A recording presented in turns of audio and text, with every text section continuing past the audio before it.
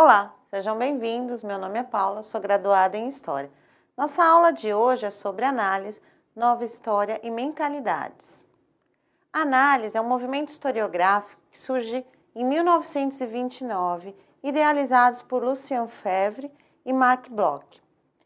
Ele tem três gerações, são três gerações distintas em análise. Eles eram opostos às correntes historiográficas tradicionais.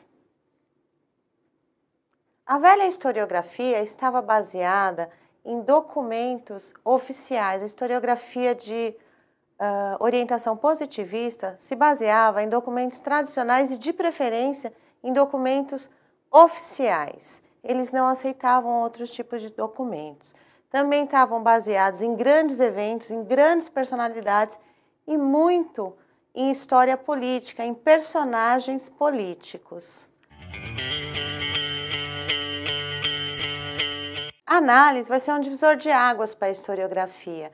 Ele vai inserir novas fontes, o que vai ser fundamental para o desenvolvimento da disciplina, e para eles, qualquer marca deixada pelo homem, ou vestígio deixado pelo homem, vai ser considerado e analisado como uma fonte histórica.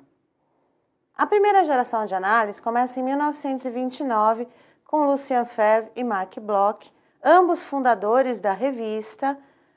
E entre 44 e 48, quem vai ficar no comando da revista é o Febvre, porque em 1944, Bloch foi assassinado pelos nazistas. Ele fazia parte da resistência e foi assassinado pelos nazistas. Eles são pioneiros no sentido que eles vão trazer alguns elementos novos para a história. Por exemplo, eles indicam o trabalho com uma nova modalidade de tempo. Ainda na primeira geração, eles não vão trabalhar com essa modalidade de tempo, mas já indicam o desejo e a vontade de trabalhar com um recorte de tempo maior.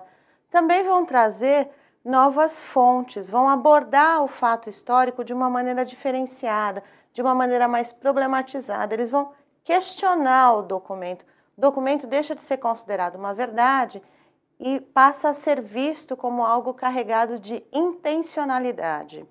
É uma história muito problematizada e, claro, principalmente uma das marcas principais da escola de análise é a interdisciplinaridade, é o diálogo com outras disciplinas, que vai ser fundamental em análise. A interdisciplinaridade vai trazer elementos de outras ciências, por exemplo, da geografia, da economia, da psicologia, de qualquer outra ciência que possa ajudar a trabalhar com fontes diferenciadas. Eu não posso falar de economia sem conhecer alguns conceitos básicos dessa ciência. Como é que um historiador vai inserir no seu trabalho dados econômicos se ele não domina pelo menos os conceitos básicos?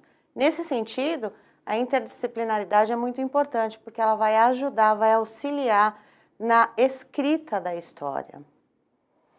Temporalidade também é uma questão bastante importante para a análise. Antes, a história, de uma origem mais positivista, vai trabalhar com o tempo mais factual, o tempo dos acontecimentos mais imediatos. Em análise, nós vamos notar uma temporalidade diferenciada, um tempo de longa duração. Eles vão começar a analisar eventos que vão acontecer de forma lenta e gradual. A segunda geração de análise vai ser dirigida por Fernand Braudel. Braudel, ele vai entrar na direção da revista a partir de 1949, vai assumir a direção. A partir de Braudel é que nós vamos notar uma mudança efetiva na temporalidade. O livro dele, chamado Mediterrâneo, vai trabalhar justamente com essa mudança de temporalidade. Ele vai analisar um tempo quase imóvel, onde as estruturas praticamente não mudam. É o tempo geográfico. Ele vai trabalhar o tempo geográfico, ele vai trabalhar o tempo social, que é um tempo um pouco mais rápido do que o tempo geográfico, e o tempo individual, que é esse tempo que nós conhecemos, o tempo mais rápido, mais cotidiano. Esse seria o tempo individual. Então, é com Braudel que nós vamos perceber, de fato, o trabalho com essa nova temporalidade. Além disso, o Braudel é responsável, nesse momento, pela consolidação de análise. Ele vai fazer com que os historiadores que estão envolvidos nessa corrente entrem com mais ímpeto no mercado editorial e vão ser bastante bem vistos a partir daí. Terceira geração também é conhecida como nova história. Ela vai surgir a partir dos discípulos de Brodel, dos filhotinhos de Brodel.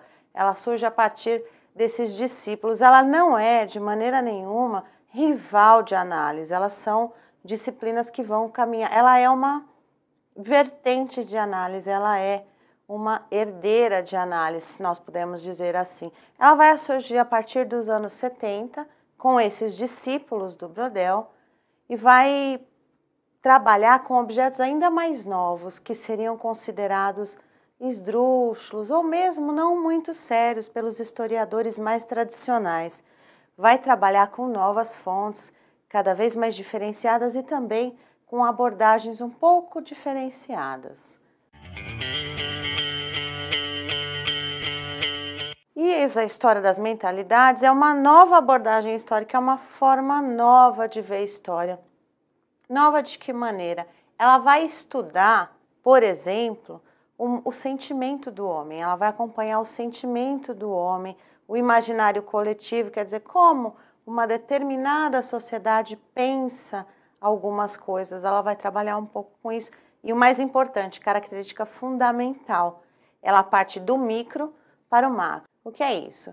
Na verdade, eles podem pegar um indivíduo, uma cidade, uma aldeia, uma pequena localidade e usá-los como trampolim para explicar grandes estruturas bem maior. Como exemplo disso, nós podemos citar o livro O Queijo e o Verme, do Ginsburg.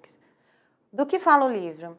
Ele vai partir da história de um moleiro, ou seja, ele vai pegar um indivíduo para falar da igreja, da Inquisição. Quer dizer, ele vai partir do micro para falar do todo naquele momento, de uma instituição como todo e de um movimento dentro dessa instituição que é a Inquisição. As mentalidades também trabalham com uma variedade enorme de fontes, fontes que até esse momento eram tidas como exóticas ou de pouca credibilidade pelos historiadores mais tradicionais, mas que vão ser muito importantes para essa corrente. Eles vão trabalhar também com um tempo de longa duração. Como eu disse, se nós pegarmos o exemplo, por exemplo, do Queijo e os Vermes, nós vamos estar falando de um episódio isolado, da história de um moleiro, que vai analisar um movimento que teve uma longa duração, que é a Inquisição, e uma instituição que tem uma duração ainda maior, que é a igreja. Eles partem dessa mesma temporalidade, eles mantêm a longa duração como uma temporalidade. Para eles, as mudanças acontecem de forma muito lenta e gradual, muito diferentes das mudanças que acontecem, por exemplo, no nosso dia a dia.